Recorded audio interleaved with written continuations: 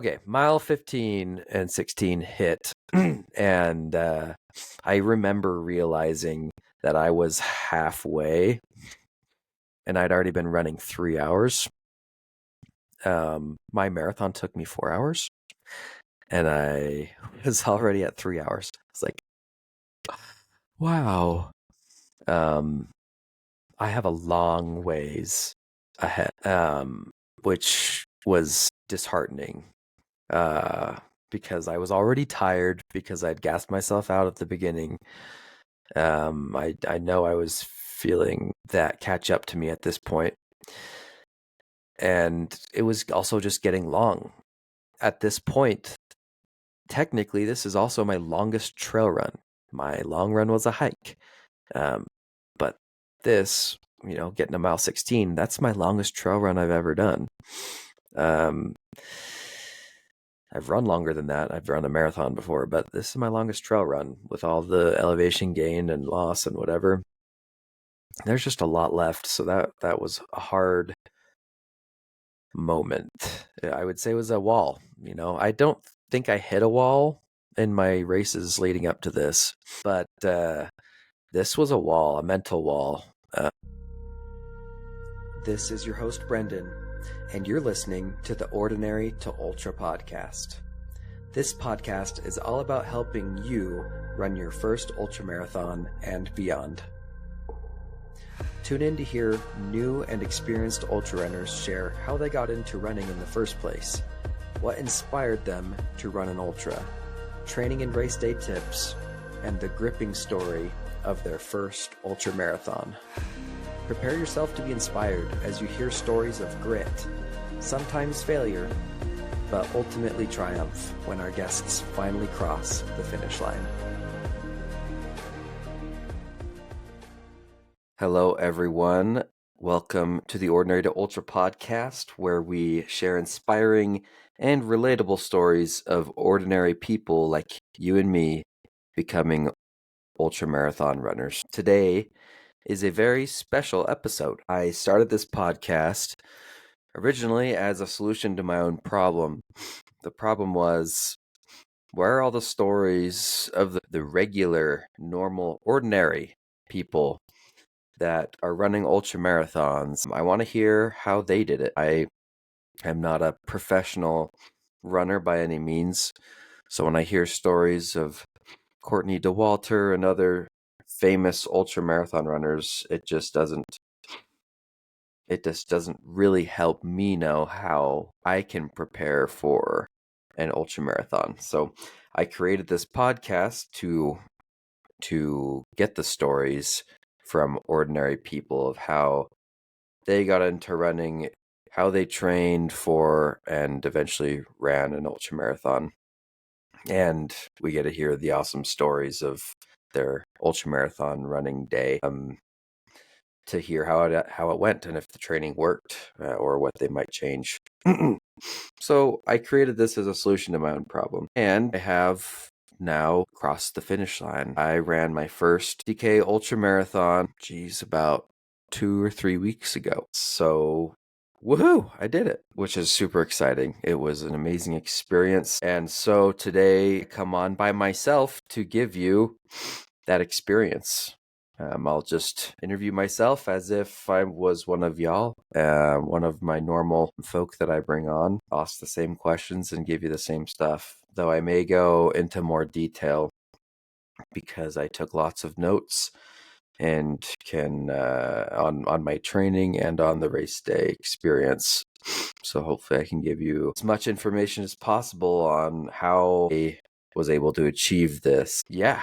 So let's do this thing. First question always is, tell me a little bit about yourself. So I am Brendon Boren. I'm the host of the Ordinary to Ultra podcast. I live in Hiram, Utah, which is at the very top of Utah.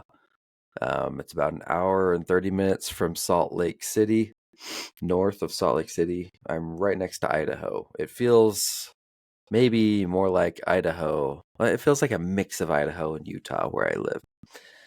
But we have super beautiful mountains here that are way less populated than the Salt Lake area mountains. So I get all the trails to myself and a few mountain bikers. We have no quarrel with them. I live here with my family, my wife, my almost 3-year-old daughter, and my brand new son, who was born about a week and a half before my first ultramarathon, which I did not plan, really, which was a little crazy, but it worked out. Email marketing person mainly, though I'm kind of branching out into other marketing spheres. I guess you could say I do marketing for a company called ClickBank. Yeah.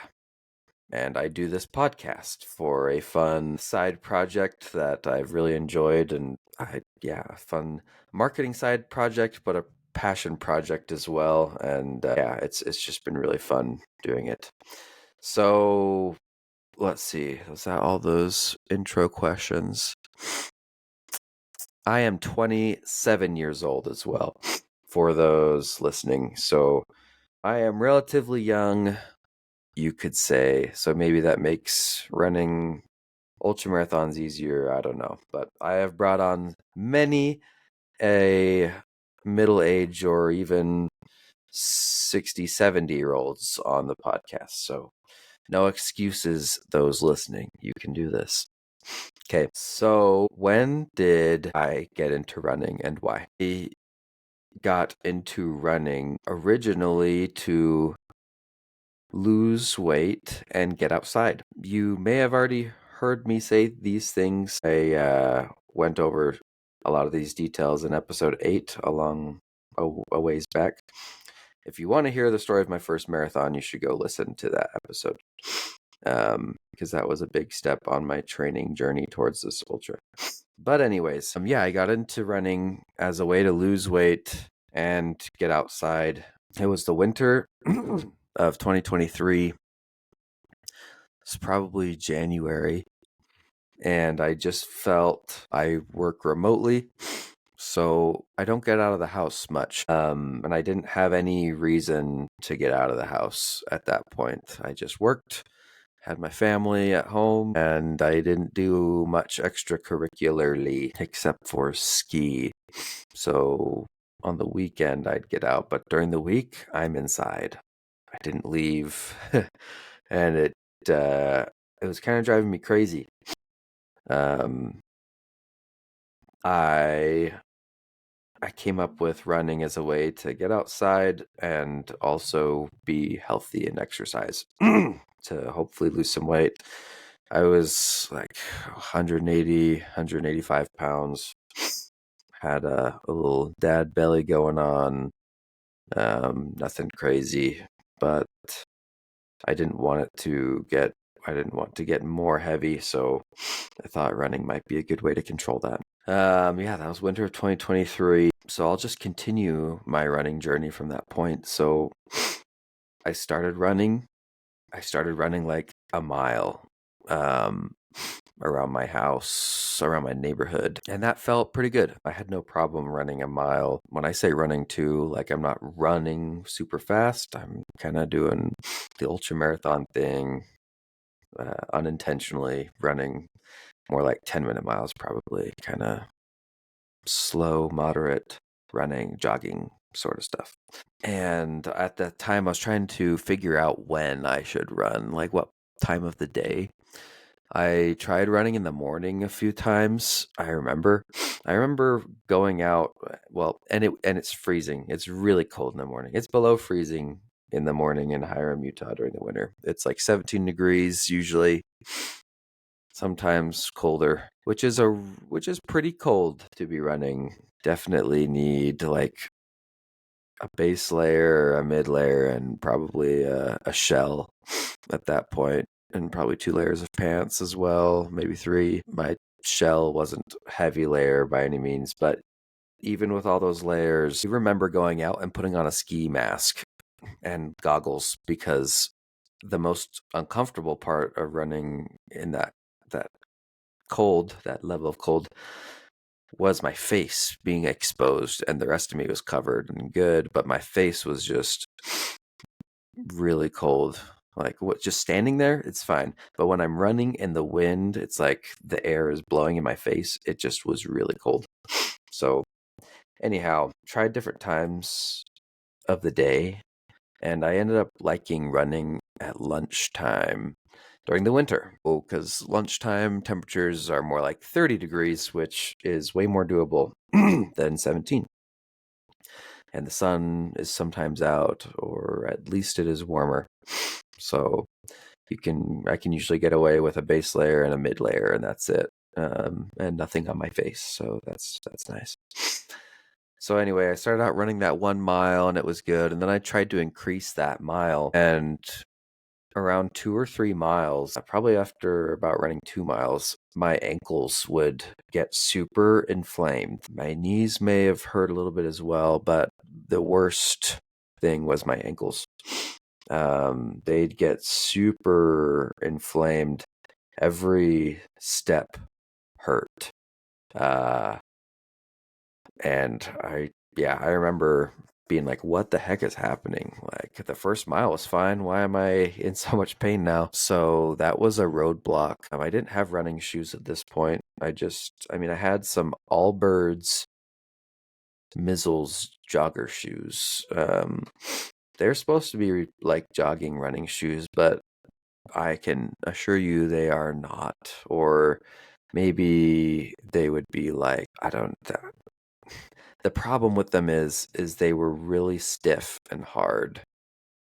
They weren't very springy and cushy like a lot of other running shoes are. So my ankles hitting the ground over and over and over and over and over again were just taking way more shock than they were used to.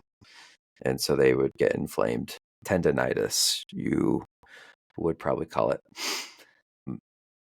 So I looked up ways to mitigate that and found out that I probably needed better shoes.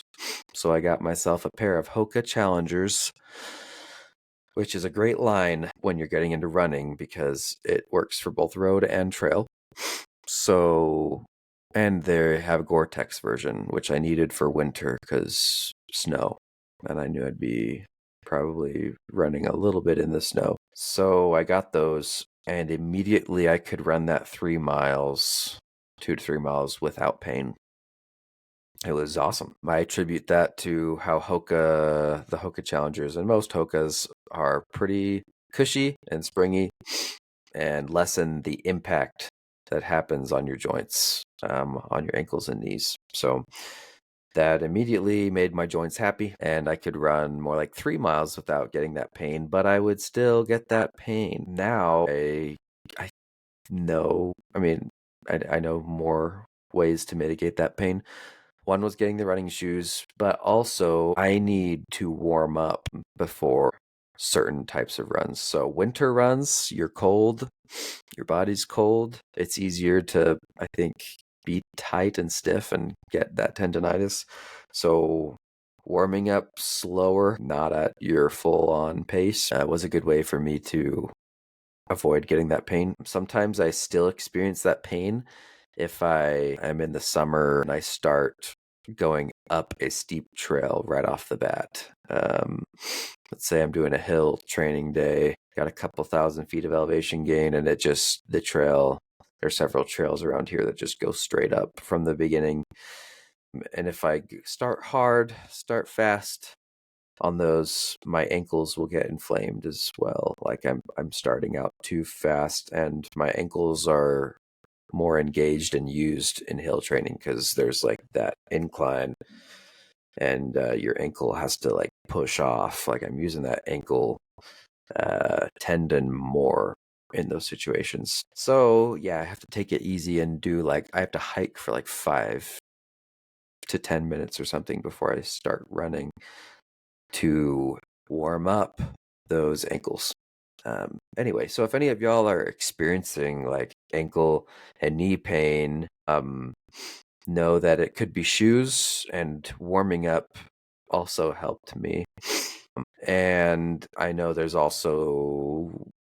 strength training can also help mitigate ankle and knee pain if you if you strengthen certain muscles around your joints, it helps support those joints while you run. So I hadn't strength trained at all really until after my 50K actually. So I can say I ran it without strength training. It's possible. Probably have a better time if you do strength train, but you don't have to.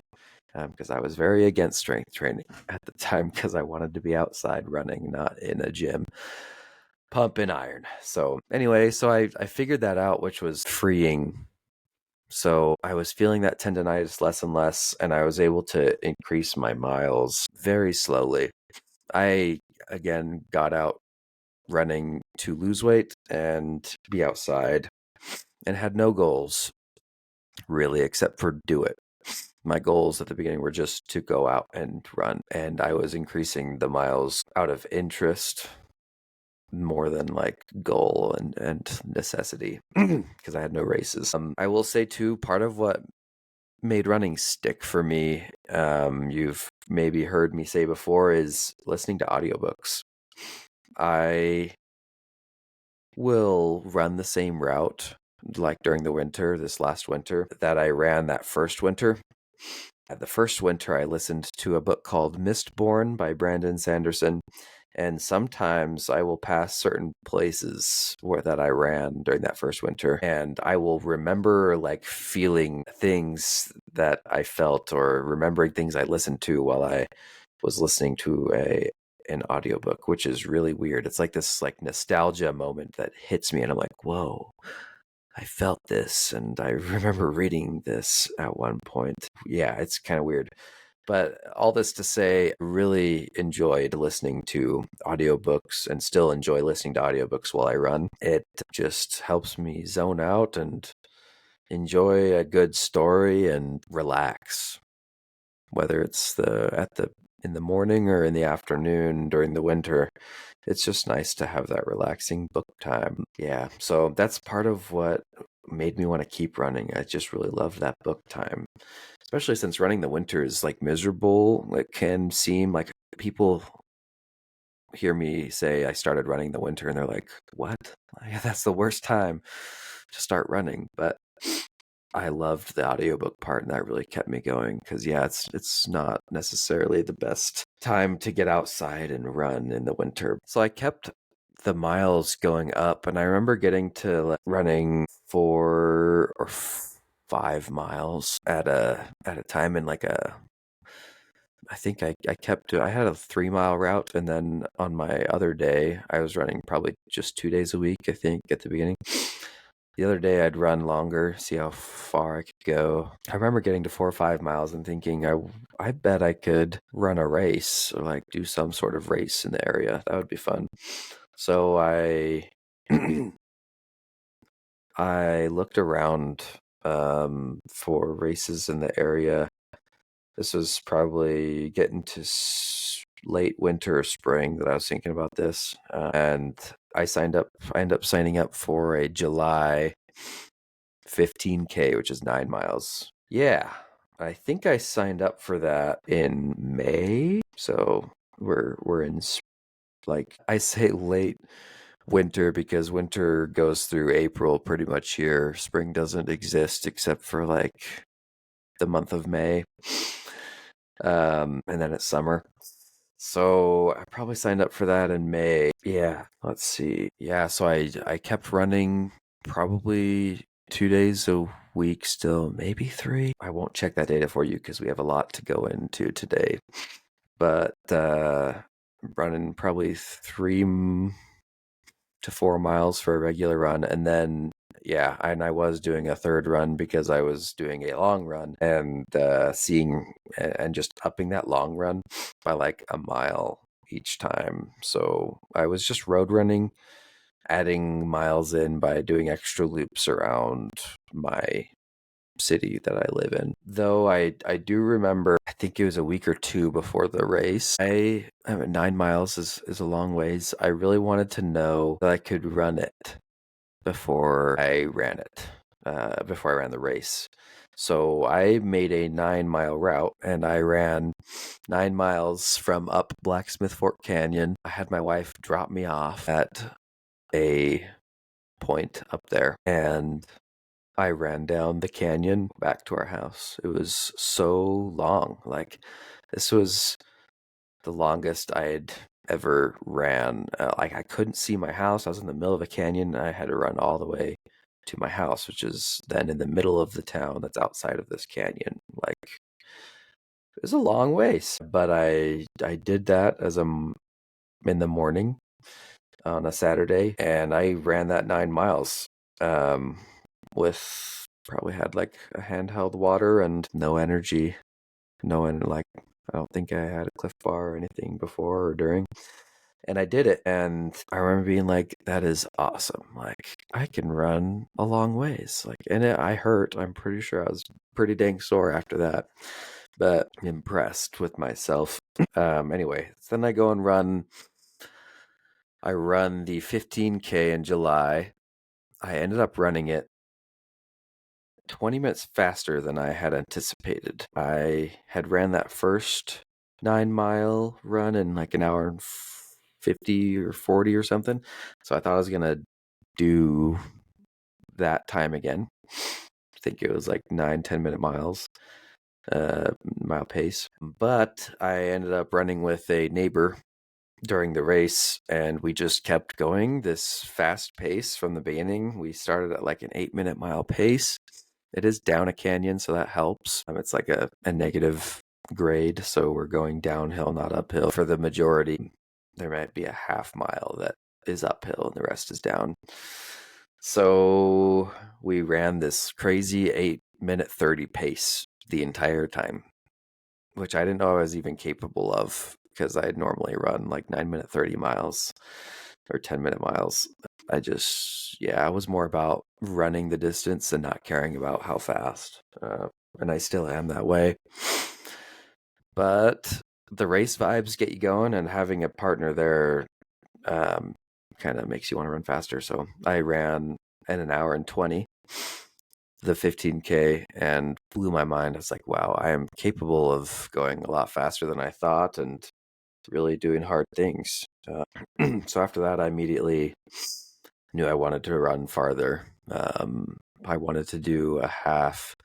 In fact, I think before I had even ran the 15K, I had identified a half marathon that I would sign up for if the 15K went well, and it did. So I signed up for the half marathon in August, and it was a trail half marathon. And I had run pretty much, I think I'd only run on road. So this trail half marathon, I don't think I really knew what was coming. Maybe I ran a couple trails in preparation for the trail half. But a month after this 15K, this trail half comes up. I'm already pretty much trained up. I did not run a half marathon before the half marathon like I did with the 15K, because it kind of killed the joy when I finished the 15K that I'd already run that distance technically, so it wasn't as cool. So this time, I think I ran a max of like an 11-mile run or something. And I knew, excuse me, that would be enough. Yeah, I know that I didn't get big into trail running until after that half. So I think mostly road running got me there, and ran that half marathon. And I ran it really well. There's 1,000 feet of elevation gain over the half. It wasn't a lot, but there were some pretty gnarly hills, and I mostly ran up them, probably walked a few times, but you get in the Congo line of people on the single track trail, and it just makes you want to keep going because someone behind you is kind of like on you, and you just kind of want to keep the pace and not get past. So I remember conking it, or bonking. That's that the trail runners say. I bonked at mile 12. I was so tired, dehydrated. Yeah, and I was walking quite a bit at that point because I was just freaking tired. But I ran it in, ended up jogging it in really slowly. I didn't do, up to this point, I hadn't done any sort of like nutrition really, or electrolyte stuff either.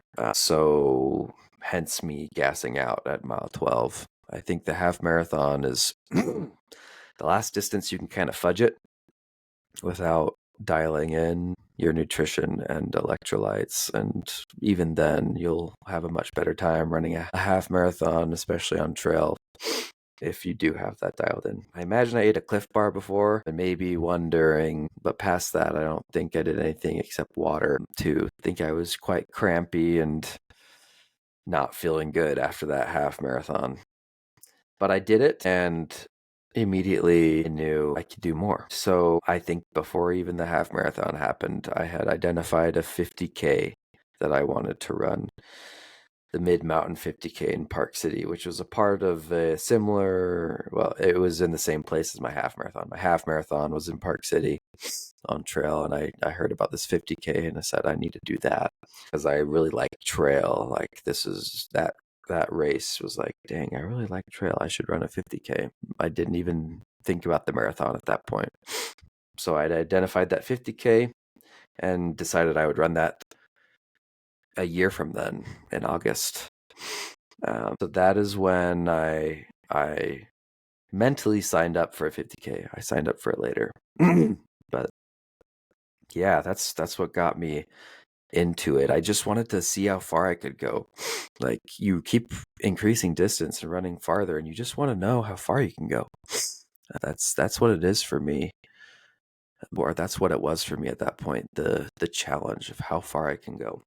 I want to say too, I learned about ultramarathon running probably sometime while I had been running that year. I watched I actually honed in on the exact video that I watched on YouTube, but I watched a 100-mile ultramarathon video on YouTube and was like, what is this crazy like group of people out there that's running 100 miles? Who are these people?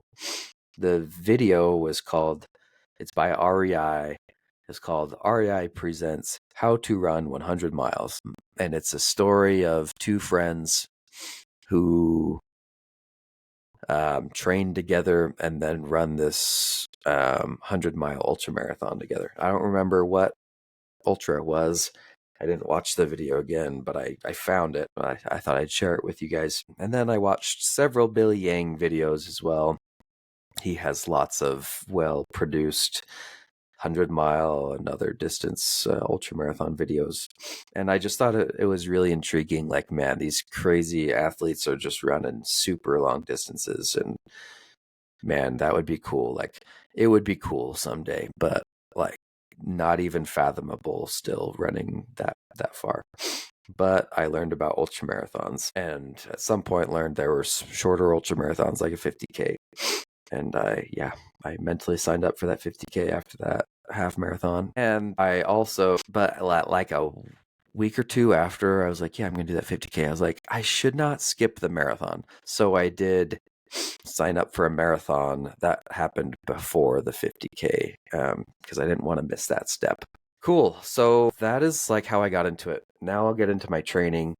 This is probably going to be a longer episode. Heads up, probably an hour and a half. But I'm going to give you all the details I can. So hopefully this can help you compare to yourself and create your own training plan and get you to your first 50K. But this is, I think, going to be the most helpful stuff. Like, I'm going to tell you the training that I did that got me to the 50K finish line. So I signed up for a triple race series that ended in the 50K. So there were two races before that. There was a race in June, a race in July, and in August, ending with the 50K. The first was a half marathon. It's actually the same half marathon that I did the one that I just described. Is that same half marathon, but then also a 25K in July, 16 miles, with a lot of elevation gain. I think it was between 3 and maybe 3,500 feet of elevation gain, pretty much straight up the mountain and then straight down the mountain at Park City. And then the 50K. The Mid-Mountain 50K is 31.1 miles. and had a little over 3,000 feet of elevation gain and about 4,500 feet of elevation loss. So it actually starts kind of high. There are climbs, especially one at the beginning, and then there's a lot of loss at the end when you like go down the mountain to a parking lot. So that's what that race looks like.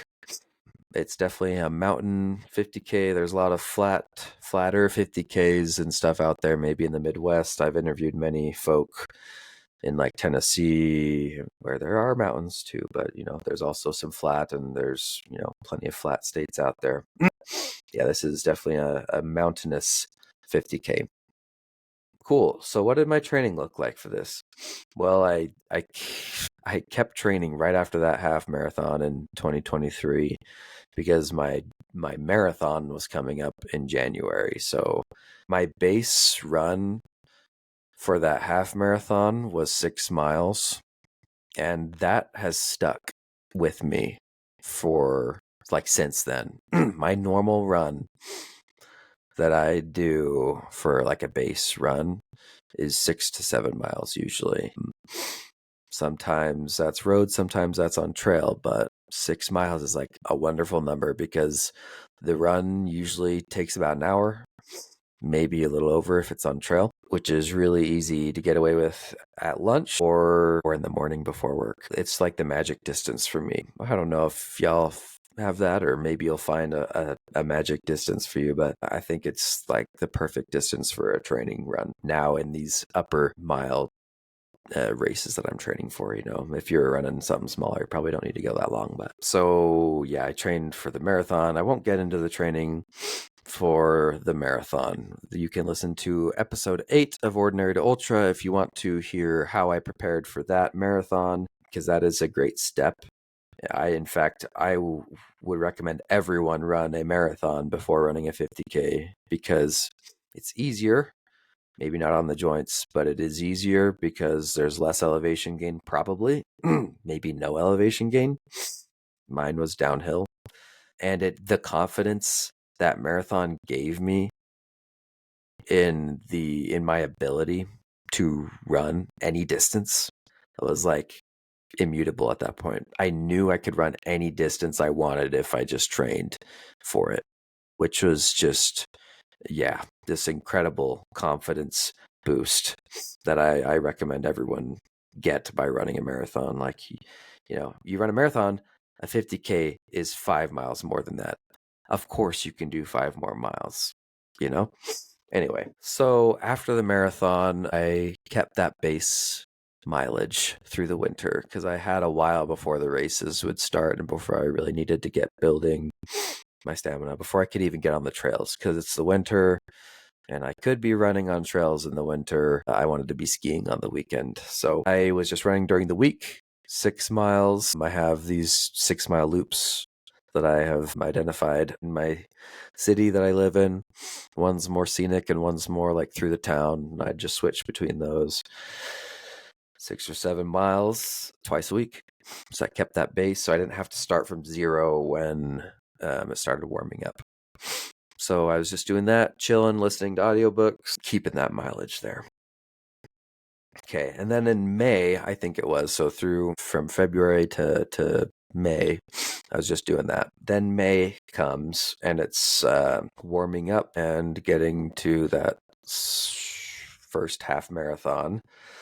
So I started adding in my long run again on the weekends. So my midweek runs stay about 6 miles, and then that long run will change in distance depending on what I am training for. I should have brought up my Garmin Connect, but I'm pretty sure the first long run I did was Logan River Trail. It's a 10-mile, very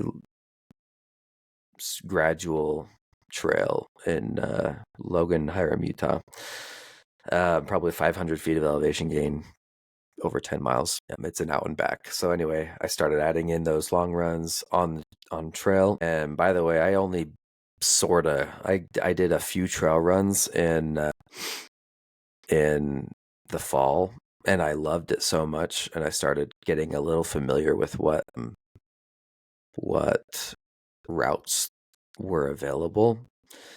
But I was only just starting to get into trail running as a part of training for that marathon.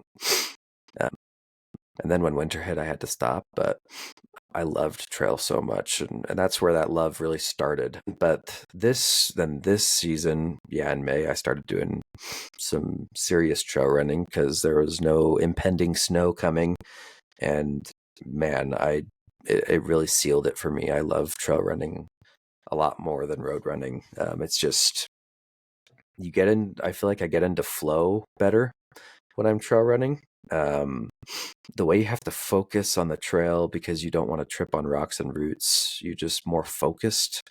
When you're road running, you can kind of like look up and not have to stare at your feet.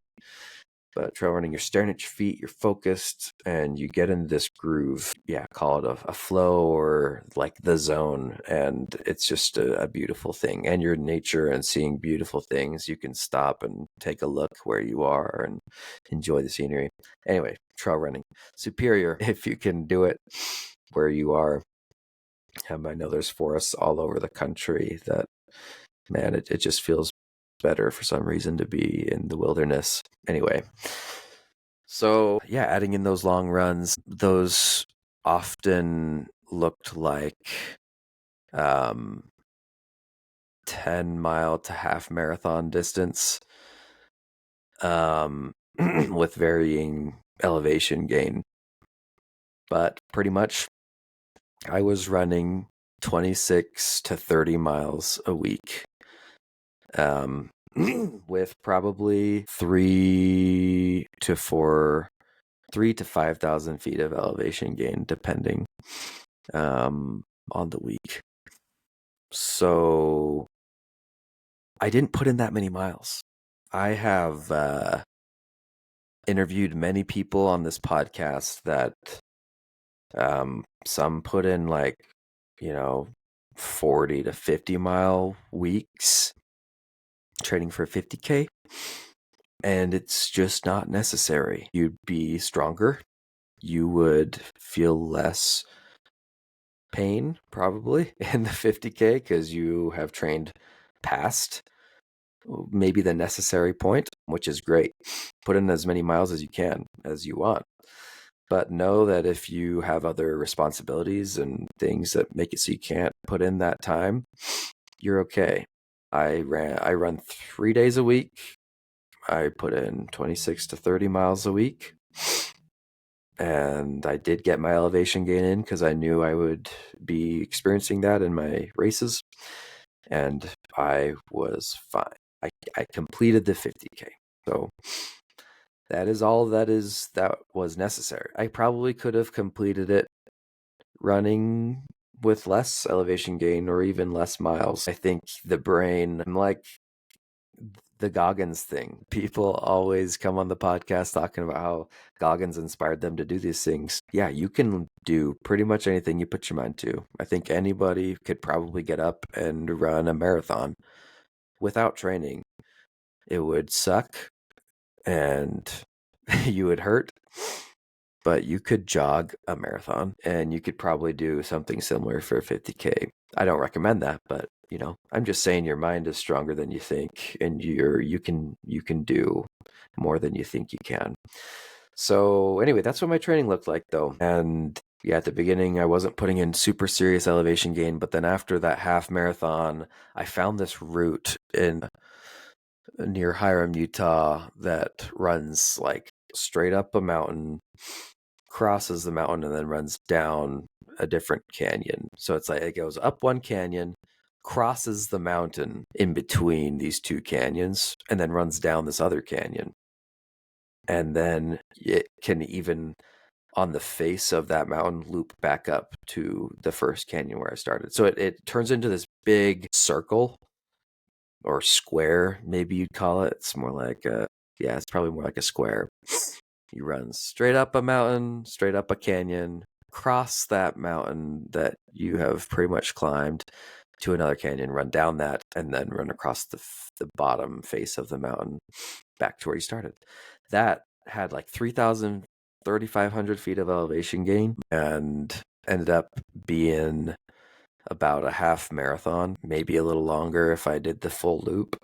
Sometimes I would just run up, across, and down and stop there and have someone pick me up. But I loved that route, and I think that route alone really prepared me for the race. It wasn't super long. It was only about a half marathon, maybe 15 miles, but it had lots of gain, and it had me on my feet for a long time. I completed it between 3 and 3.5 hours. I've heard that running longer than that, gains you get past 3 hours are lower than the gains you get during the first 3 hours. As in, you're really training yourself in the first 3 hours, but then past that, the gains diminish. And you also increase your likelihood of injuring yourself by running for super, super long distances often. And for running for a long time. Anyway, so I really, the 15 miles was my longest long run, which is not that long. I counted my longest long run as a 20-mile hike that I did in the Tetons with 4,000 feet of elevation gain, but it was a hike. It was not a run. I went with friends, so we just did a hike, and we were on our feet for 12 hours. So I think it definitely trained me in some capacity. Definitely being on my feet for a long time was helpful, because in the ultra, I would be on my feet for a long time, though I was not working at the intensity that I would be in the 50K. I think it was still helpful. It worked out. My longest real long run was like 15 miles. Then I did that 20-mile hike, and I said, this is just going to have to do, because I was busy, and that's what worked for me, because I was also just trying to have fun adventures too, which was what that Tetons hike was. So, yep. I'm looking at my notes here. That sums up my training. I had also figured out nutrition, and what am I just trying to say? Nutrition. I had figured out calorie intake and sugar that I needed, and also electrolytes. Over the marathon, I kind of tested lots of different things and figured out what works. And I continue to test, but yeah, so for the long runs, I would take energy. For my base runs, I usually don't take energy, and I just kind of like work off of whatever I've got in the tank in the morning, which usually works great. But long runs, I'd pop in some liquid IV, has some sugar as well. For the big, long 13, 15 miler with a bunch of elevation gain, I had 2 flasks of liquid IV, and then an extra just in case, which I usually would get into towards the end, of just water. And then I'd take a Cliff Bar before that run, and then some mango slices throughout, some dried mango, which is a really good, affordable, like, sugar option. I feel like those digest pretty fast and give me some good energy, whereas gels are maybe more expensive. But the caffeine from gels just hits different. Anyway, that's what I trained with. I had trained with gels during the marathon and planned on using them during the 50K, which I did do. But okay, all right. I think that's enough preparation. We've been talking for 50 minutes already. I think we're on track, though. I'm going to get into the story of the 50K. I have a bunch of notes here, so if I pause, it's because I'm trying to remember the things that happened. But let's get into around when the 50K happened. So I had already run those other 2 races. They went well. I will say the 25K, I ran it, and the heat got to me, and that kind of scared me, because I knew it would be just as hot in August as it was in July, and the heat at the end of the race of that 25K, man, it was just hot, and it got to me. I slowed down considerably, and I felt like it was pretty much because of the heat and maybe not being as hydrated as I could have been. So anyway, I didn't do a lot of heat training because I run in the morning. That had me a little scared, but I did do like 2 runs before the 50K that were midday. So like 80-degree weather, which is what it would be during the race. So maybe that helped. Anyway, so those races are done. I did my big training, my big run, my big hike, and then I tapered for a bit, and then a week and a half before the race, I had a baby. My wife had a baby, and I am in the same household, and I'm her husband. So we had the baby. His due date was actually the week of the ultramarathon, which would have been even worse for the ultramarathon. Of course, I'm so glad and happy to have another addition to my family. And I'm so glad he came early. He decided to come the week before, like a week before his due date, actually. So that was actually a blessing because it helped us kind of get regular and figured out before the race happened, which was fantastic. But baby came, he came well. No complications. Michaela was great as well. Fantastic. But when you have a baby, especially in the first month, you're just not getting sleep. So that presented an issue. But I chatted with my wife a few days before, and she was willing to. We usually split responsibilities at night. I change the diapers during the night, and then she does the feedings, which is definitely the worst part. I feel bad for her, but she took the diaper changes and feedings 2 nights before and the night before. And I say that because that was really important. I had heard somewhere, I can't remember where, that technically, maybe it was on this podcast talking to someone else. Sleep 2 nights before the race is actually more important than your sleep the night before, because your sleep the night before is probably going to suck anyways. You got the race jitters and you got to wake up early to get to the starting line and whatever. So yeah, I planned to get like 8 hours of sleep uninterrupted 2 nights before, and then get whatever sleep I could the night before. And that really worked well. I felt great before the race, and I did not feel great before that because I was waking up like 3 times a night to change diapers. So note to all y'all listening, yeah, get good sleep the two nights before the race. That was really good for me. Okay, the race is in Park City, Utah. It's called the Mid Mountain 50K, 3,000 feet of elevation gain of descent, 4,500 of descent. So I went to a condo in Park City that my wife's family owns. I went there by myself. Didn't want to have to move my family with me, which, it's too bad. It would have been fun to have them at the finish line, but it was better because we just had the baby. So Michaela's mom came up and helped her while I ran this race. Shout out to my wife and her family for being so supportive of me doing this still. Like I said, I hadn't planned to have this happen when we had the baby. It could have been seen as selfish to continue doing this race, even though we just had a baby and my wife needed me. But I just really appreciate my wife being cool about letting me continue this because I'd been planning on it for so long, and for her family support. They're super cool. So I went to this Park City condo by myself, and I brought all my stuff with me, and I just slept there so I could get up at 4 instead of 2. I would have had to get up at 2 in Logan and drive all the way to Park City. So that would have stunk. So yeah, I stayed at that condo. Yeah, that night I got there and laid out all my stuff, got my pack ready. I have I'll go into my gear so you can know what I use, and maybe you would want to use similar things and try out similar gear. Oh, you know what? I forgot to add something to this list. Yep, adding that right now. Okay.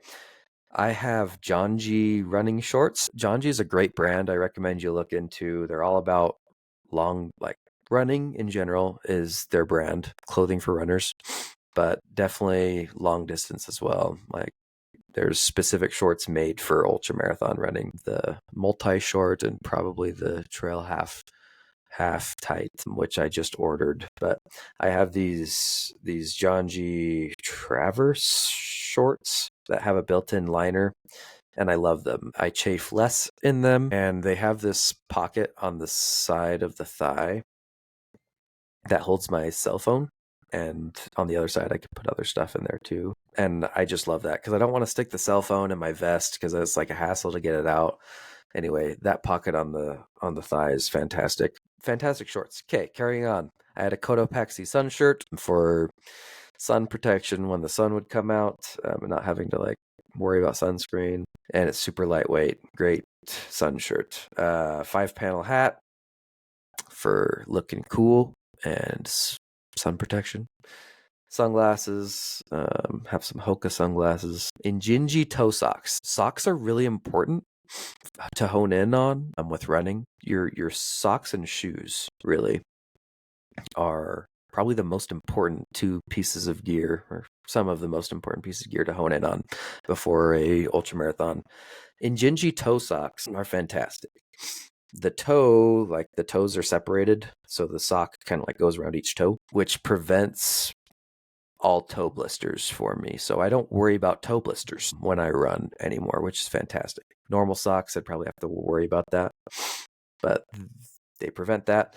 And they have different weights of sock. There's a super lightweight, like thin, and then there's a regular, a medium, and then a thick. And I didn't realize how amazing that is, but depending on how tight your shoe is, if your shoe is relatively tight, you probably want a really thin sock.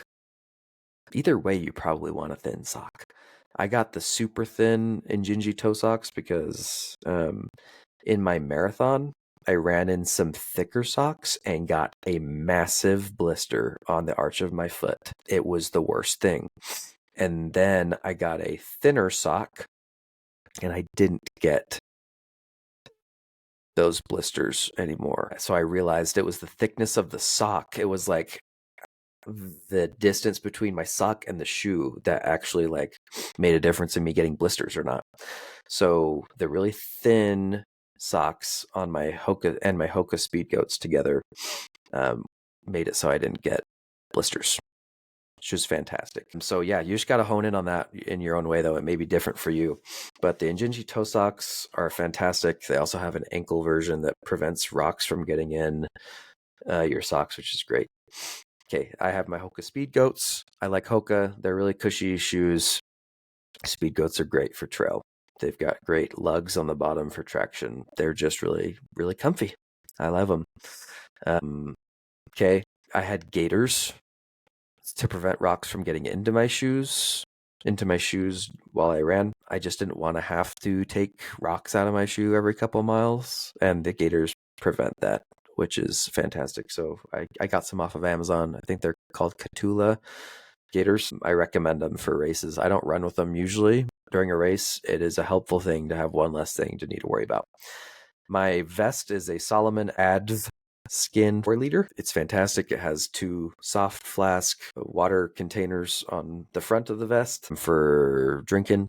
I usually put my electrolytes in one and then just water in the other, so I can have both and just have a nice swig of normal water and then also have my electrolytes over on the other one. They're great for races because you'll fill them up at the aid station, and yeah, so you don't need to have a like bladder in the back or anything. Yep.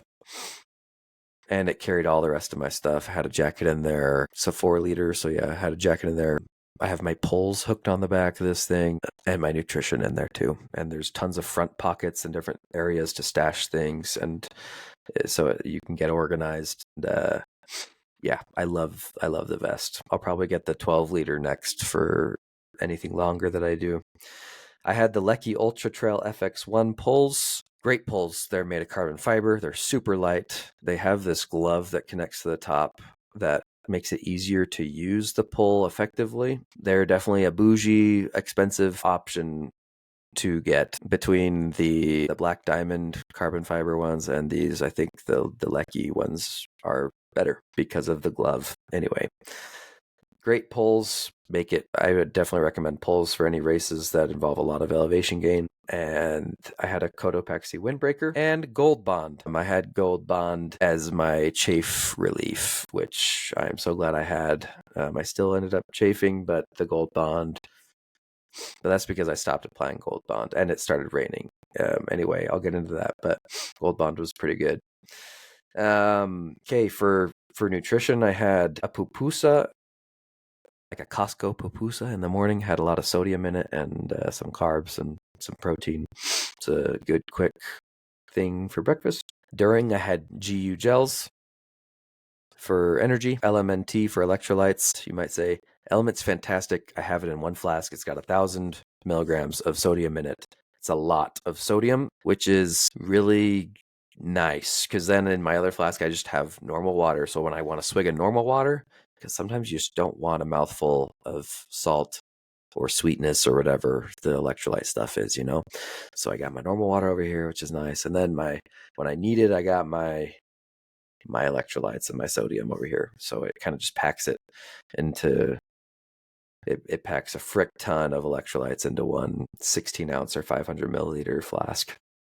It's also got potassium and whatever the other electrolyte is, but sodium's the most important. So yeah, 1,000 milligrams is a frick ton of sodium. Okay. After that, I had some Cliff Bars too, and a Perfect Bar.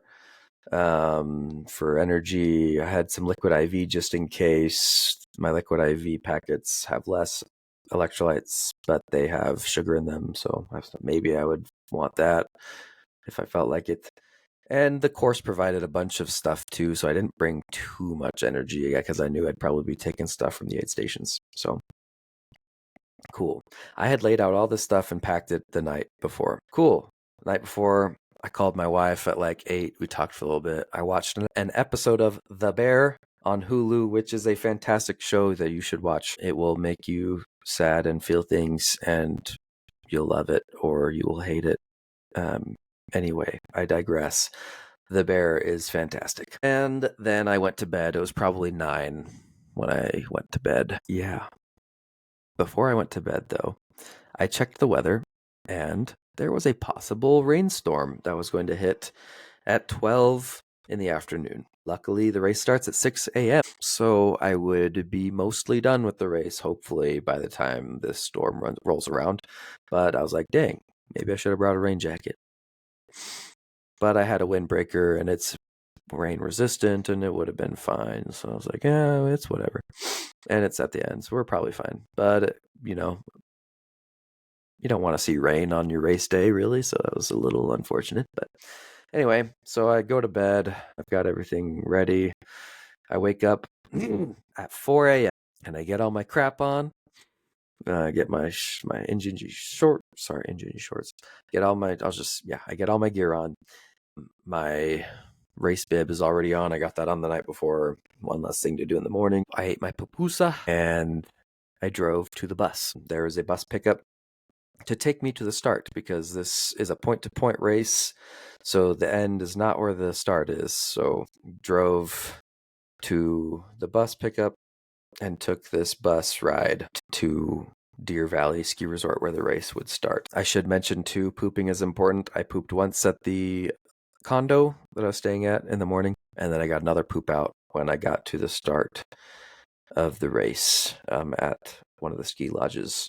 2 poops. That's pretty good for me. Usually I'd like to get 3 out because my stomach and poop is just temperamental, but I got 2 out, and that is pretty good. Anyway, so yeah, I got to this lodge. I should mention too, I'd probably gotten 5 hours of sleep, 6 hours of sleep, maybe.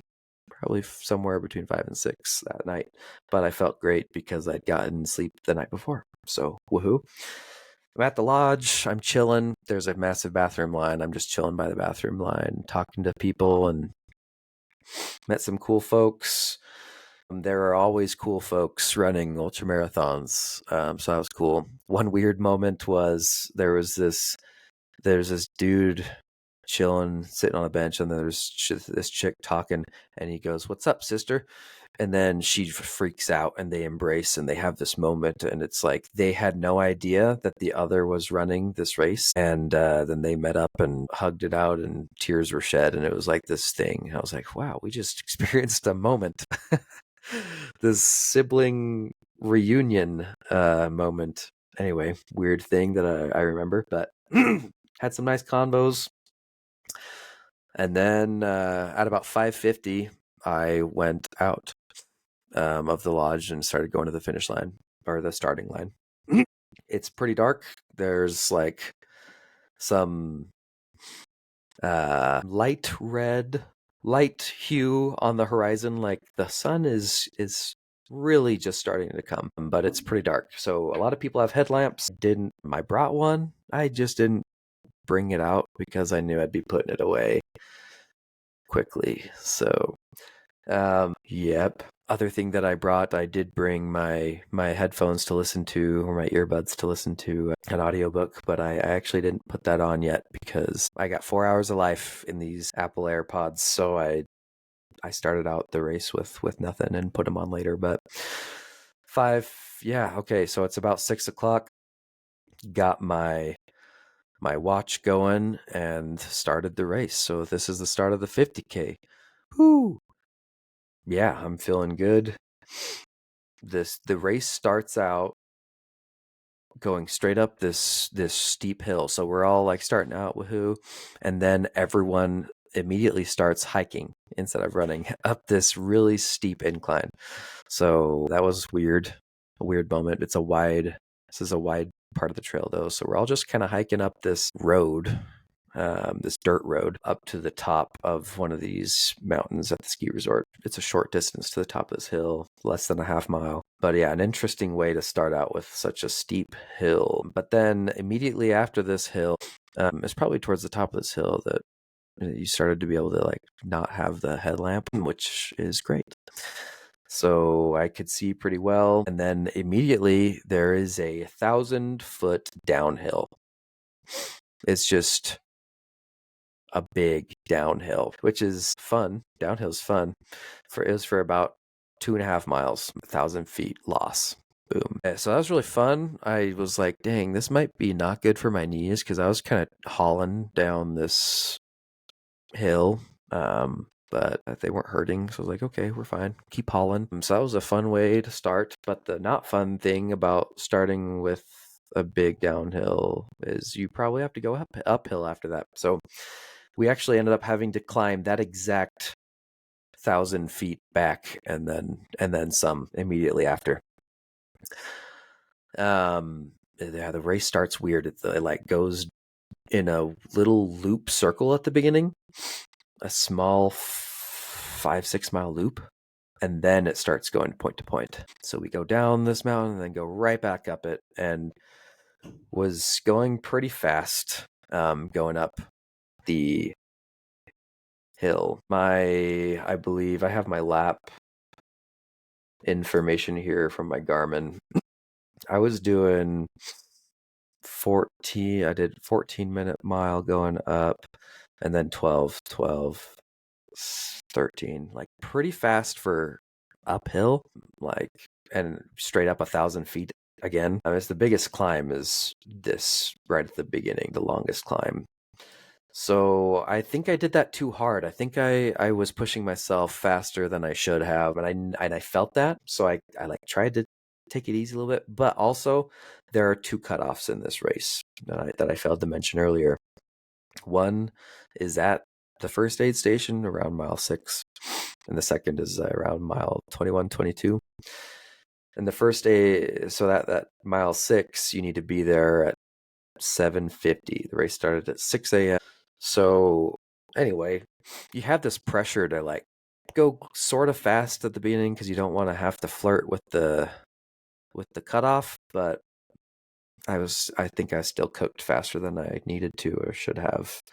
So yeah, that first climb, I didn't feel gassed out at that point, but probably around mile. Let me look at my Garmin Connect again. When we got to the top of that climb, probably more like mile 7 or 8, I was kind of feeling a little tired. Like, man, I've really pushed it. So I had maybe a few walking moments, but I was still able to go pretty fast. But I was like, dang, I'm a little tired, which is not something you want to feel at the beginning of an ultramarathon, probably. Yeah, so I passed the cutoff, and I passed it like 40 or 50 minutes early before the cutoff. So I definitely went faster than I needed to. But that felt good. Like, yes, we're past the dang cutoff. Let's just get this race on. And I didn't feel worried about the second cutoff, but it was lingering there. Like, I do need to keep going because there is another cutoff.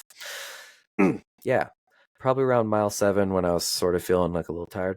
There's also a super pretty lake. Again, this race goes, I didn't actually say this. The race goes across all these ski resorts pretty much. So it starts at Deer Valley Ski Resort, goes through Park City Ski Resort, which I know as Park City, and then also the Canyon Ski Resort, which they joined up a few years ago.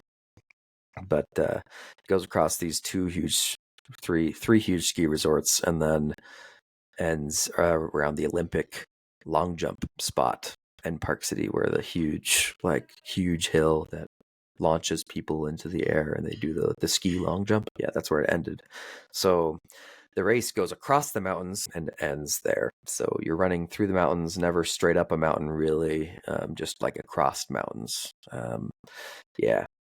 So I say that, yeah, you look out in the distance, you can see Park City town. You can see, like, we were on the backside of the mountain. You can see this beautiful lake. It was so pretty. I stopped and took a picture.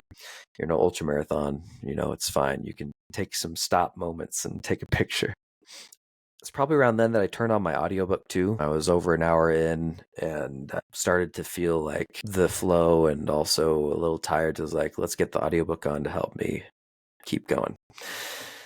So I turned that on, and I honestly don't remember much of what happened between mile 10 and 16. I think I got in the zone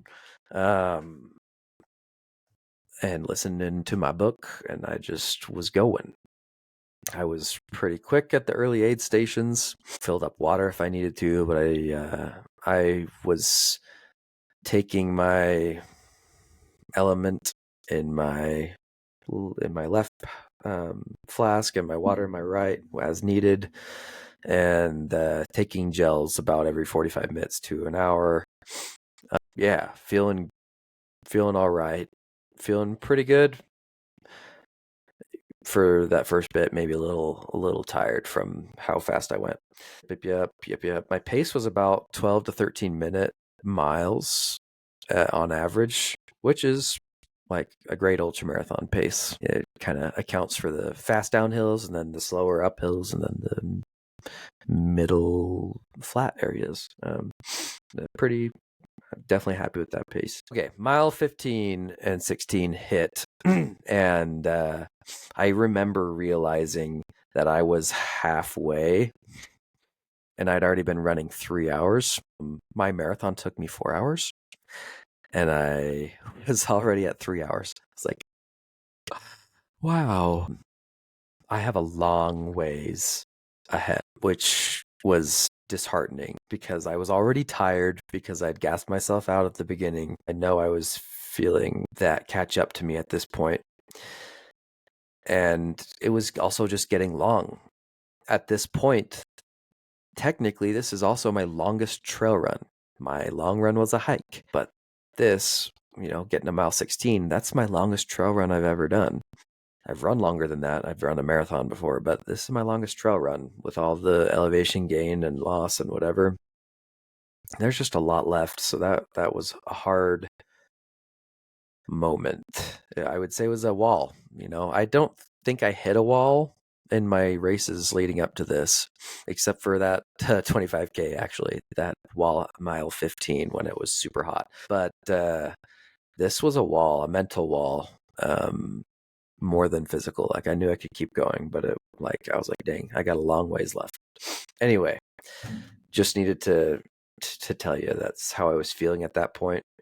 Like a lot of this race up to now, I'm kind of zoned out and just chugging along, but like I'm feeling it here at mile 15, 16. A little tired and mentally like, wow, I've got a lot left. Okay, aid station, there was an aid station around 16, maybe 16, mile 16 and a half.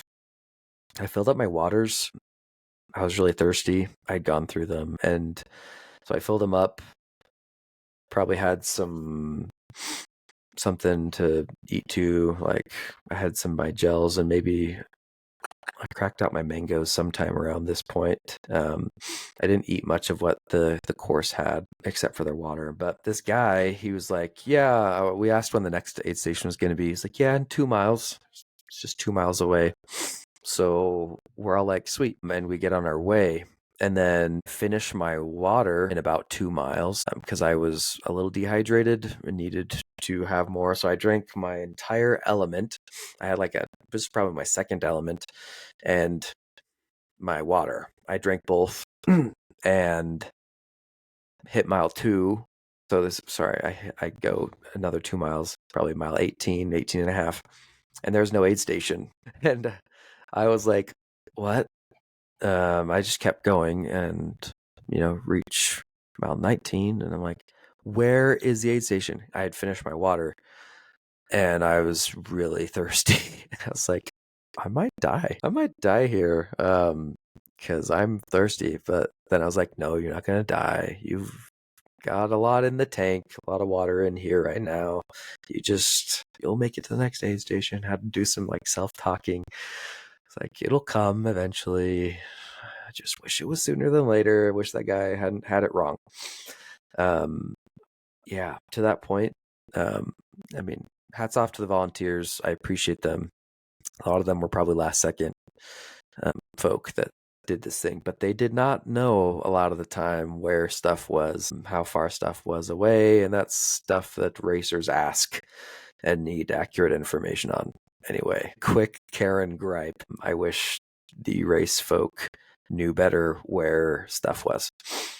So I just kept going and going and going. I remember just really slogging through those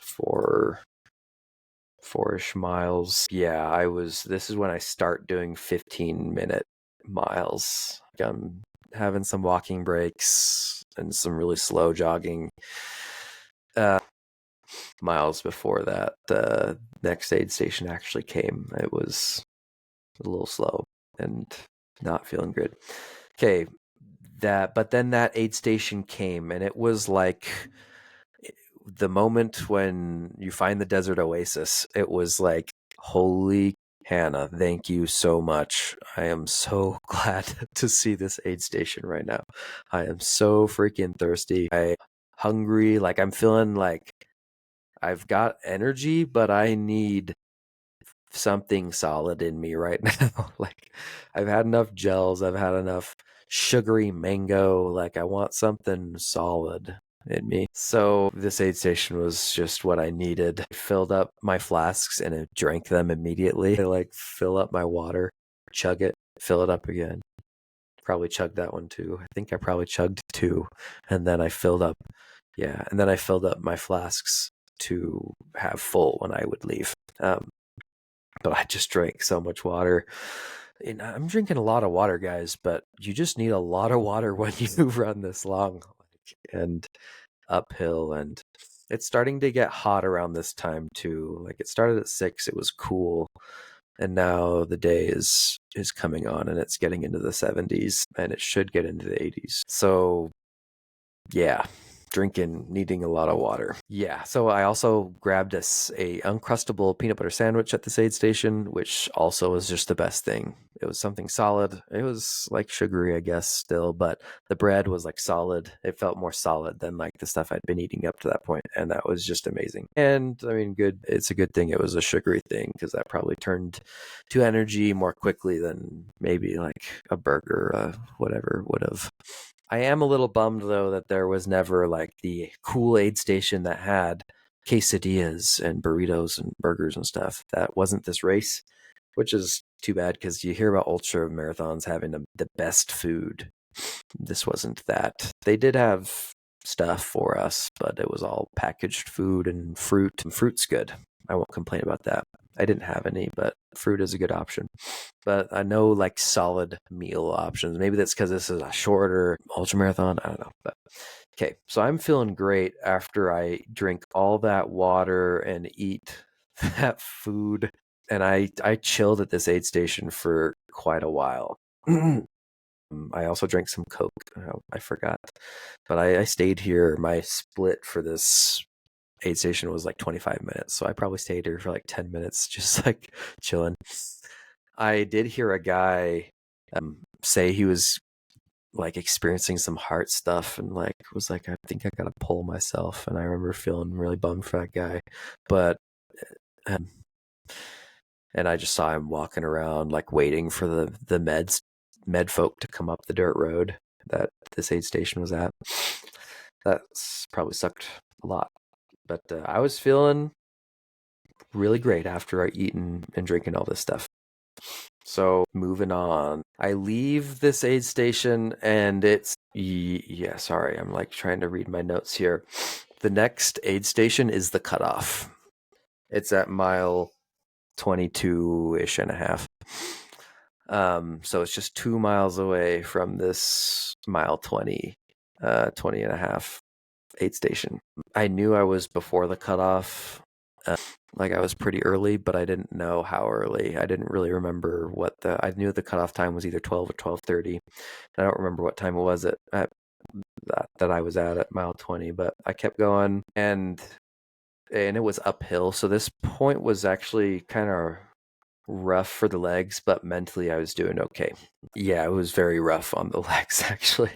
I'm looking at my splits. So yeah, like I'm doing 15, 17-minute miles at this point because I think this is around when my like inner knee, like not the outside of my knee muscles, but the inside muscles around my knee, like my inner thigh, close to the knee, was just crampy, really crampy.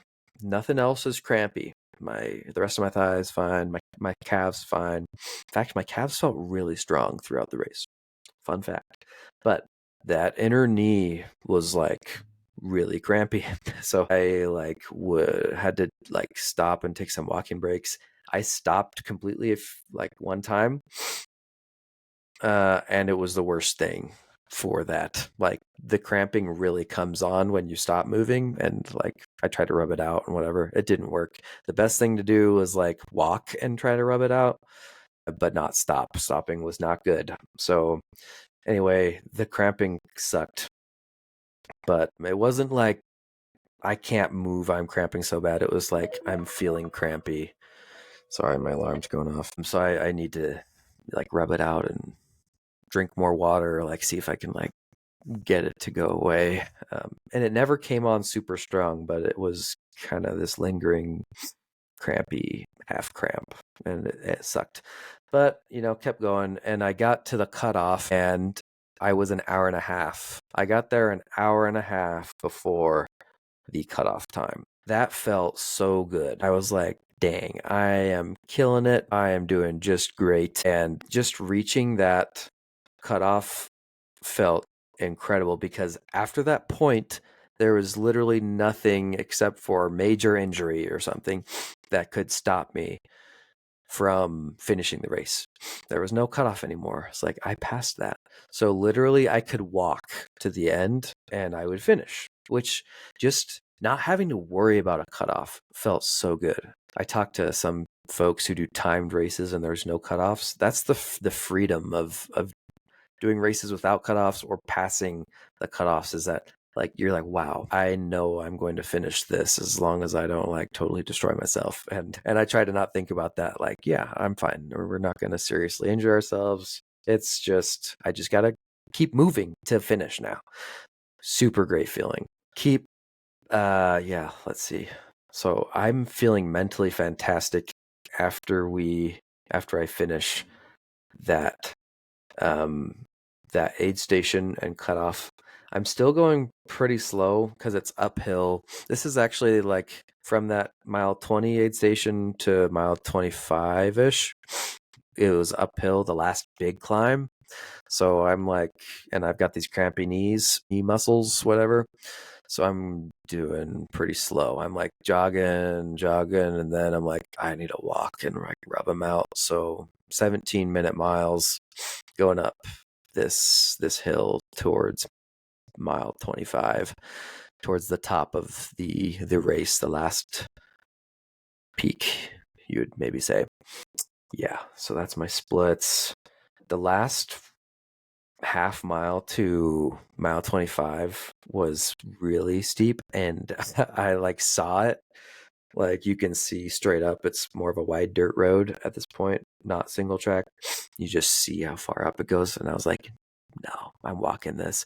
And everyone ahead of me is walking, and I start walking, and I look back, and everyone behind me is walking. Like we're all just walking this brutal uphill towards the top. Something fun is that at the top of towards the top of this climb, I found one of the guys that I had talked with at the beginning. So that was kind of fun. Brief words were shared. I don't remember what, but we were probably in the zone and just trying to conquer this dang climb. So I considered getting my poles out at this point, but then I was like, nah. And I actually didn't use my poles the entire race. I brought them just in case the cramping got so bad that I needed something to like lean on or help propel me, or I was just so low energy, I just needed the stability. But I actually ended up not needing them, which is cool. But I would rather be safe than sorry, so I'm glad I had them. But anyway, I get to the top, 25, there's like a race volunteer at the top. It's like, guys, you made it to the top.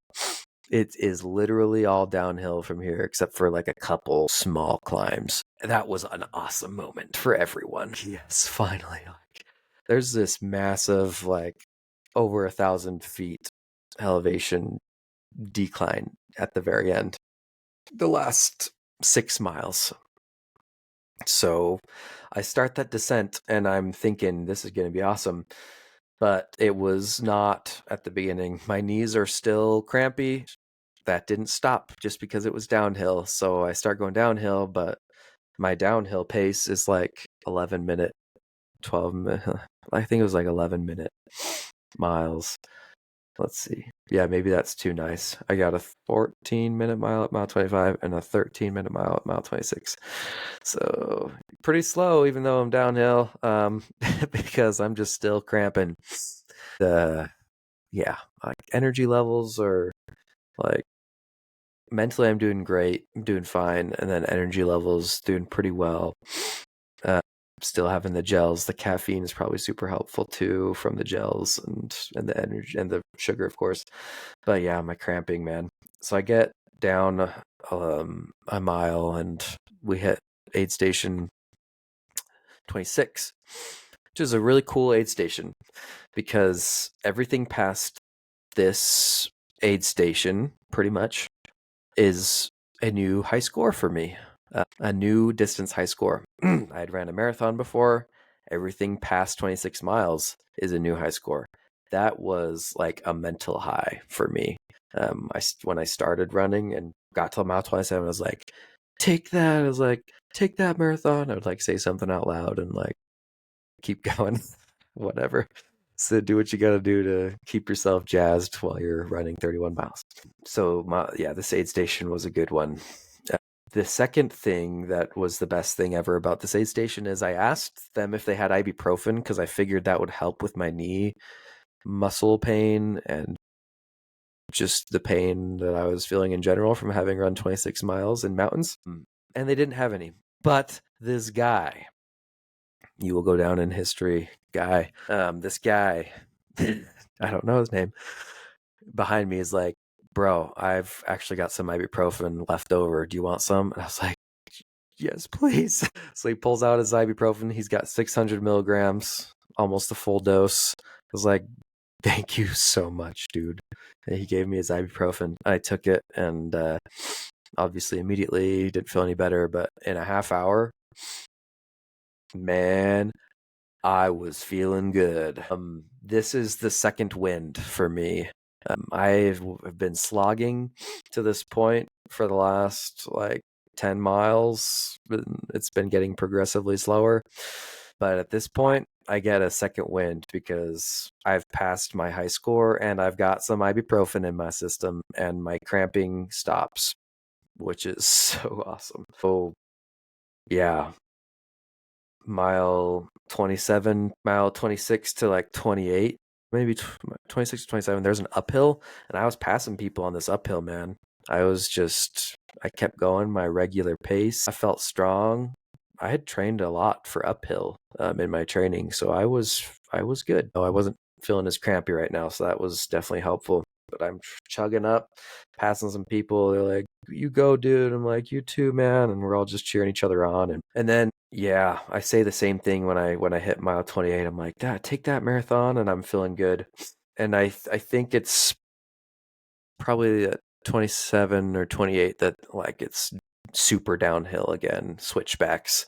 But I have failed to mention that the clouds had started to roll in probably between mile 25 and 27. Like you start seeing the clouds in the sky, and I didn't really pay much attention. I was like focused. And then mile 27, it started to trickle, and I was like, here's that storm. Huh. And it's about 12 o'clock, I think, around this time. Yeah. So that storm came in, or the rain, whatever. So it's just trickling. I'm like, yeah, it's fine. Just keep running. I'm like a little worried. Like, I wonder if it's going to get slippery. I don't know. But just keep running. It didn't get slippery, but dude, mile 28 to mile 29, maybe. Maybe it was probably closer to mile 29. I'm going downhill. I'm feeling great. I'm passing people all the time. I'm starting to do 10-minute miles downhill, and I'm feeling like on top of the world, just super strong second wind. But it starts to freaking dump rain and and lightning. It starts to dump, and I'm like, it's fine. It's just the last 3 miles. Like, it'll be wet, but like whatever, we can totally do this. If this was the entire race, that would suck. But this is just the last 3 miles. We can totally do this. Rain. So it's really raining, but I tip my hat down and that blocks the rain from my eyes. I don't have my glasses on. It was pretty shady and not sunny this race, but never got extremely hot either, I should say. So that was really helpful because I was scared about that. But anyway, yeah, running through the rain.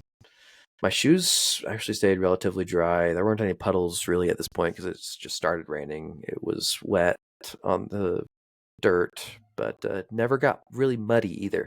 So I kept the pace and was actually running behind that guy that I had talked to at the beginning of the race. I like found him while I was running down, passed up a bunch of people, and then I found him, and he was doing a great pace.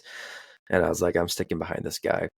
So we ran. And dude, the lightning was terrifying. I have poles on my back, and there are 3. I remember there being 3 lightning strikes. I didn't see where they were, but the thunder happened like as the lightning flash happened. I was like, oh my gosh, that's really close. It like, split my ears a bit. Like, holy frick, I'm on a mountain and there's this lightning storm on this mountain. I don't want to get struck by lightning, but there's literally nothing I can do except for keep running. So I found solace in that. I was like, well, if my time has come, it has. But all I can do is keep going to the end. So it's like I could drop my poles, but they're $170, so maybe I won't do that, which is probably dumb. But I just kept them on my back, and I'm like, not thinking straight at this point. But I just kept running. Okay. And I felt so good. I was checking my watch pretty frequently towards the end, like, get to mile 30, and I'm like, wow, I've run so far. And I've literally got a mile left. So I'm checking my watch pretty often, like, how far are we? Are we getting there? Okay. Probably at 3.5 miles, I could hear people. And I was like, we're really close. Or 30.5. We're really close. This is awesome. So a couple more switchbacks down, then cut across. This trail cuts across the mountain and stops switchbacking. And I can hear the people more. The crowd at the end. It's still raining. It's dumping freaking rain, and it's thundery and nuts. The last like 0.1 miles, I got to like that point, I could really hear the people, and there was this hill. There was this hill that was pretty steep at the very end. And I was like, I'm not walking this stupid crap. So I jog up this hill. I passed like 2 people. I passed the guy that I was running behind. He was like, go get it. I was like, let's go. So I go up this hill. I'm like, we're so close. Let's go. And then I come out into this parking lot, and there's like people, and then there's this like road, and we come out on the road, and I start following the road because there's like these barriers that like kind of have you fall on the road. And then they're like, I heard some people going, it's over here. And I'm like, what? And I look around, I'm like, the finish line is actually over here because there's no arch because they had to take it down. They took down the finish line arch because the rain and thunder and wind probably. So they took that down. The clock's down too. I have no idea the time it is. I could check my watch, but I haven't been. So I'm like, oh crap. So I like get back onto the route and run across the finish line. I almost got beat by that guy that I was behind, that I met at the beginning. It's like, no. So I kind of sprinted a bit at the end and jumped over the finish line, and I probably beat him by like a second. But man, I crossed the finish line, guys. I did not feel exhausted. My legs hurt. Like they were tired. But mentally, I was awake and I was there. Honestly, like I've thought about it, thought back on this moment. I probably could have ran 50 miles that day. I'd already run a ton of miles. I'd gotten through the wall. I had had my second wind. I probably would have had another low point again if I'd run 50, but I bet I could have run 50 miles that day, which is really cool. Like I had mental energy. My legs were fine. I could have kept going. It would have been hard, but I could have done it, which is super cool to think back on. But, I'd run 31 miles and, yeah, like I was feeling energized, but I was also tired at the same time. You know what I'm saying? Maybe don't. You finished a super long race. So I was tired in one way, and I didn't feel, again, I've talked about this in every episode. If you've listened to other episodes, we talk about like, did you get that feeling? The like super, like maybe even spiritual, but just emotional experience.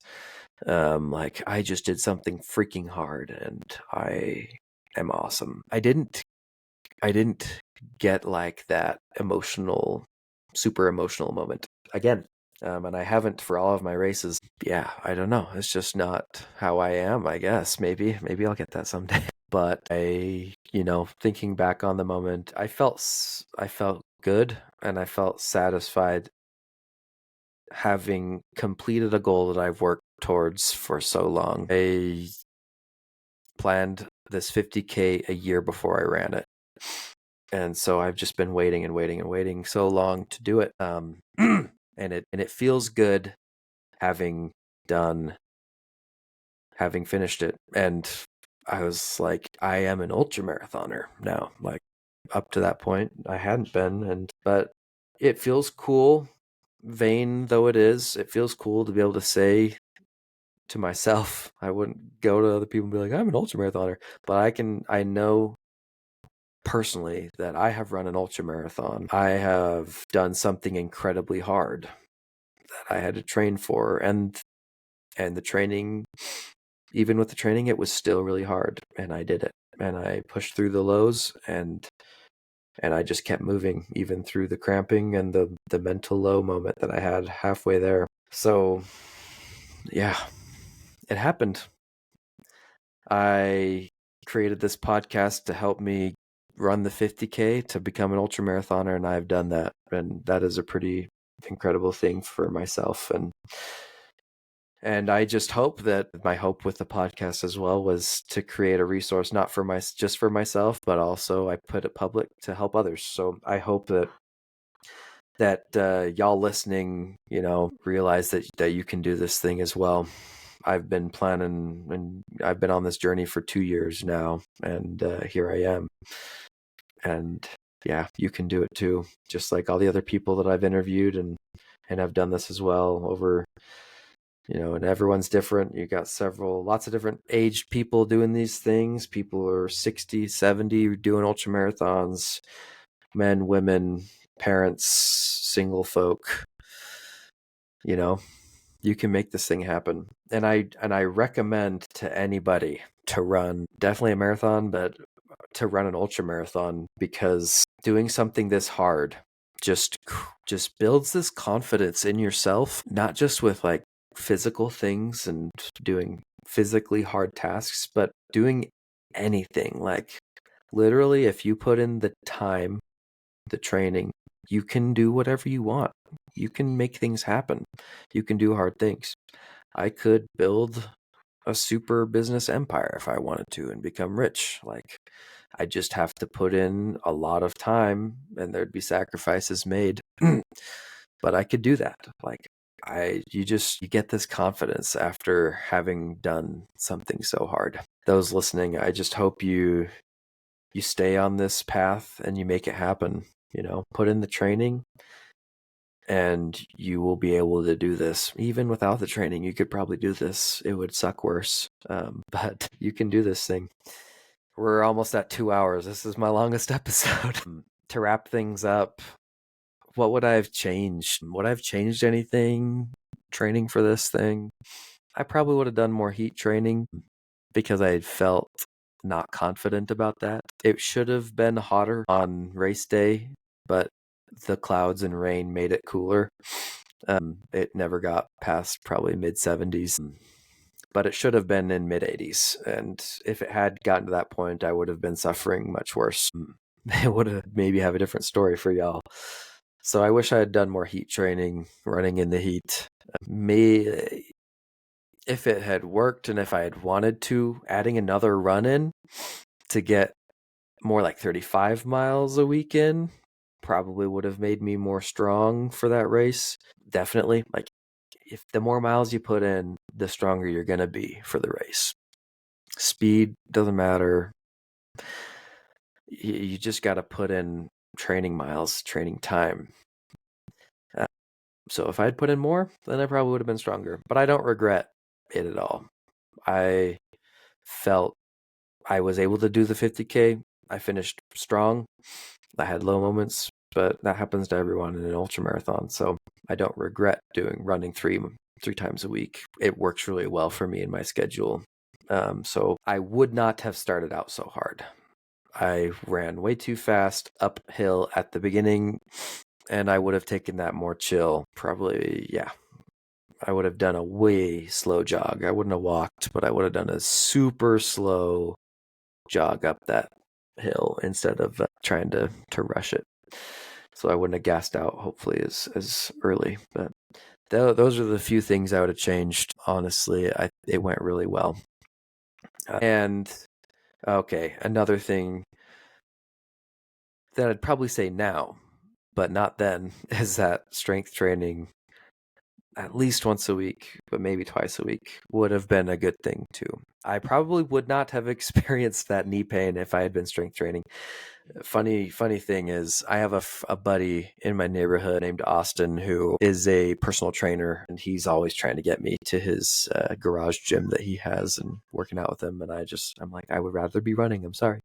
I'd rather be on the trails. But in the race, I took a video at mile like 24, 25, and was like, Austin, you're right. I wish I'd strength trained because my knees wouldn't be sucking so bad right now if I had strength trained. So I wish I'd put in one day a week of strength training, squats and leg strength training, but I'm okay that I didn't.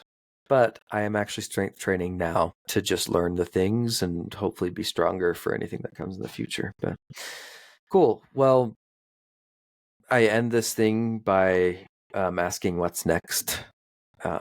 What's next for me? In the short term, I have no races. I'm running still. I run twice a week, maybe 3 times a week right now, but it's been twice a week so far before I maybe get into the goals. My recovery, maybe I should say, from that race was actually like 5 days. I felt pretty okay the day of, and then the day after it kind of hits, and my legs were so wrecked and tired, and I was back to my baby life, waking up all the time, so I was pretty tired, but I was like able to run again after 5 days, which I was really surprised about, but I guess it's probably that I put in the training. So my recovery was faster. I don't know.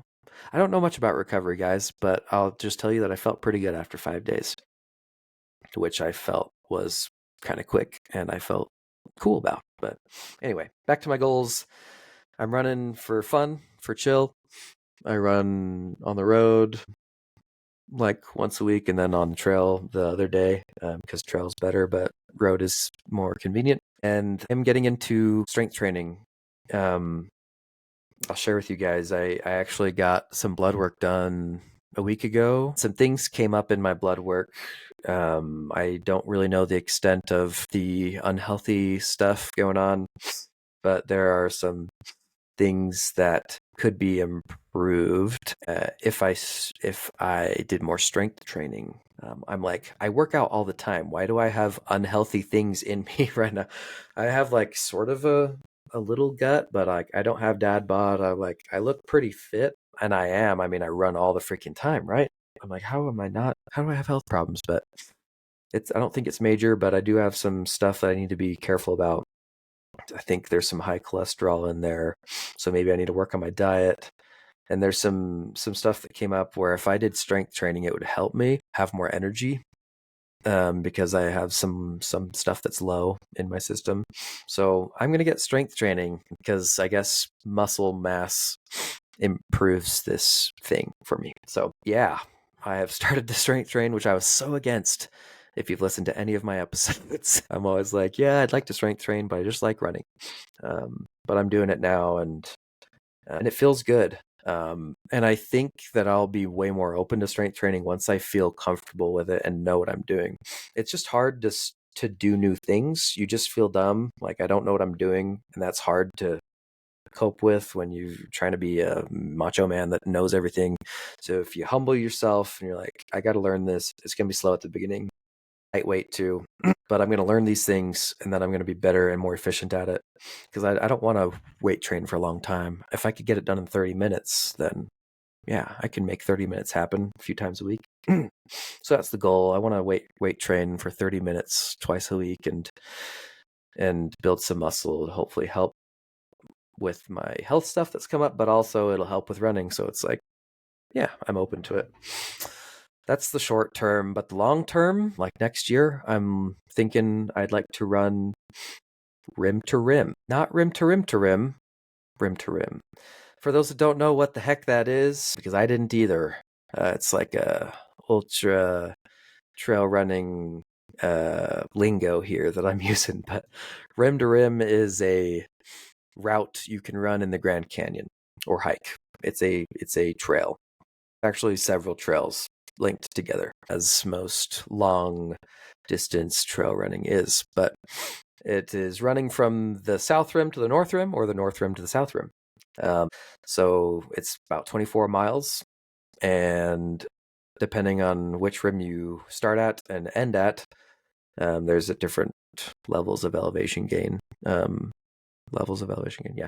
North to south, it's like way downhill the whole time, and then there's a 5,000 foot climb at the very end, like boom, super high climb at the very end. But that's probably what I'll do. I want to go with a buddy of mine who was interested in it as well, and probably do it in May or something next year. No, I can do that. I just think it sounds like a fun adventure. Part of the fun, like half of the fun of ultra running and trail running to me is just having a cool adventure outside. The other half is like pushing yourself and seeing how far you can go and like being impressed with your physical endurance or whatever. But the other half is like, it's just fun to be outside. I've hiked my whole life. I've loved being outside. So this is a cool adventure. Yeah, you see the whole Grand Canyon in a day, you know. I will definitely miss a lot of stuff trail running. Maybe we can take some breaks in the middle and look at stuff. But anyway, rim to rim, I'd like to do that. There's another crazy thing for those who don't know about this route called rim to rim to rim, which is definitely an ultra marathon thing where people start at the north, go to the south, and then come back to the north, or vice versa, start at the south, go up to north, and back to south. So you like run it twice, and it's like 48 miles, and like 12,000 feet of elevation gain or something. That is not in my prerogative to do because it just doesn't seem fun, and I want it to be fun. doesn't seem fun to run it twice. It just seems like that would be like an ultramarathon endurance feat. But I'm more for this one. I'm just more about like doing something cool, having a cool experience. I've never been to the Grand Canyon, so just it's still going to be physically demanding, but not like to that level. So I'm excited for that. I'm lightly planning that now and hoping to do that in May or something. And if it works out, I know that I'm going to run a 50 miler someday. It could be next year. It could be the next. Maybe I'll do another 50K next year. I don't know. But I would like to do a 50 miler in my lifetime. I know I can do it because I felt like I had energy at the end of that 50K. So I know I can do it. And I want to be able to do that and say that I have done that and have that adventure. So likely it'll be the Dead Horse Ultra, which is in Moab, Utah, or near Moab, I think. Relatively low elevation gain for 50 miles. I think it's like 4,500 feet of gain, which sounds nice. There's 50 milers near me that are like 10,000, 12,000 feet of elevation gain over 50 miles, and I just don't feel like training for that right now. I want to know that I can go 50 miles before I go and add a frick ton of elevation gain, if you know what I mean.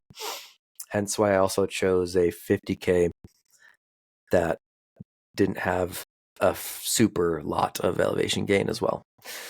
Yeah. So we'll see what the future brings, but that's what's up, yo. That's what I'm planning on. I just want to thank everyone for listening. Thank you for being here. Thanks for being on this journey with me. My journey has just begun. I've only just become an ultramarathoner. Your journey is probably even earlier than mine. You may be really just starting this thing and thinking about running an ultramarathon. But you know that I was in your shoes a year ago. You can do this. My last advice is the last question I usually ask. My final advice for anyone getting into would to I don't know. There's so much advice that can be given. It'd probably be to enjoy the journey, because at the end of each race, I don't feel that crazy. I don't feel the crazy emotions like I've done something incredible. But guys, I have a good time running and trail running in the mountains near my home. I love it. It's super fun. I love listening to my audiobooks. I love unplugging from the audiobooks and just being in nature. I love the views. I'm a sucker for a good mountain view from the top of a mountain. Enjoy that. Enjoy becoming stronger. Be patient with yourself. You don't need to be at the 50K right now. Build that endurance over time. Have smaller milestones that take you there, running some half marathons, some marathons, building that confidence and training until you can do this thing. There's no rush. Just enjoy running for running. Enjoy it for the adventure it is outside. Enjoy it for the flow and the endorphins and the good feelings you get when you're running. And have the race be the reward. I've heard that before. The race is that rewarding experience you get, the trophy you get at the end of your training. And then you just keep training because you love running.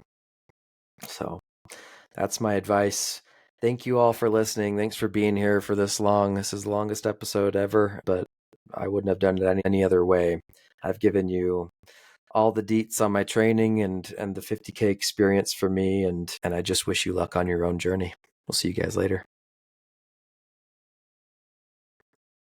Hey, your host Brendon here. I just wanted to thank you personally for listening to today's episode. As someone preparing for my own first ultramarathon, I've found these conversations to be super valuable, and I hope they are for you as well. Whether you're listening on Apple, Spotify, YouTube, or somewhere else, make sure to follow or subscribe so you know when the next episode comes out. Also, make sure you check out the show notes of this episode. There's a link to sign up for the Ordinary to Ultra email newsletter, to join our Facebook and Strava groups where you can meet other people striving to run their first ultra marathon, and see any links that our guests may have provided as well. Thanks again, and we'll catch you in the next episode.